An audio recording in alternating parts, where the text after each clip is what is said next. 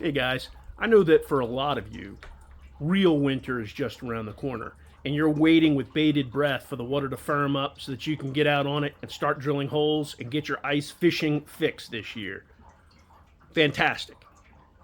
But don't forget that every year, anglers die needlessly from using outdoor rated heaters inside a shelter or not properly venting even with an indoor rated heater.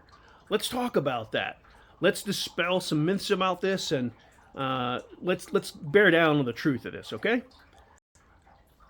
Many of you like those sunflower style propane heaters because they give off a lot of heat for their size and weight. They're pretty much bulletproof in their operation and they last for years, if not decades. I get that. They are fantastic if you're out on the ice and you're not in a shelter. They really do give off great heat. But inside, they are positively deadly. All propane heaters require plentiful oxygen for their combustion.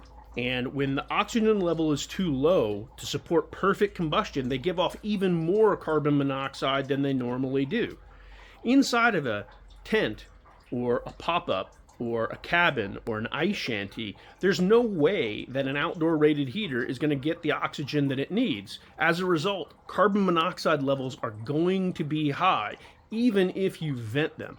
And I'm not talking about a headache and a sore throat. I'm talking about falling asleep and never waking up again. This is really, really serious. That's why I only recommend indoor rated heaters like the Mr. Heater Buddy style. I get that they can be expensive.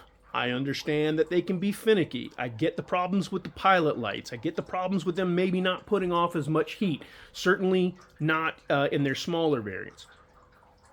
Nevertheless, if you properly vent your shelter with an indoor rated heater like the Mr. Heater Buddy series, you're going to be safe.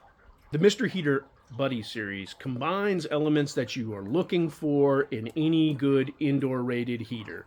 The first is that it has an low oxygen sensor, so that if it's not getting enough oxygen for combustion, and if it's producing more carbon monoxide than it should, or if you haven't vented the tent or shelter properly so that carbon monoxide is building up, it has an alarm that should go off.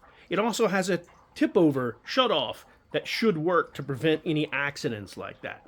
It's much harder to burn yourself on one of these style heaters than the old style sunflower heaters. They are much safer if used properly, right? And whether you want to run them on a 1-pound portable canister, or by the time you can actually take an ATV or a truck out on the ice, if you want to run them on a 20-pound refillable canister with the right hose, that's perfectly acceptable. But always make sure that your shelter is properly vented, that you're using an indoor rated heater, and that you use a carbon monoxide sensor in addition to the sensor that's on the unit itself to make sure that you stay safe.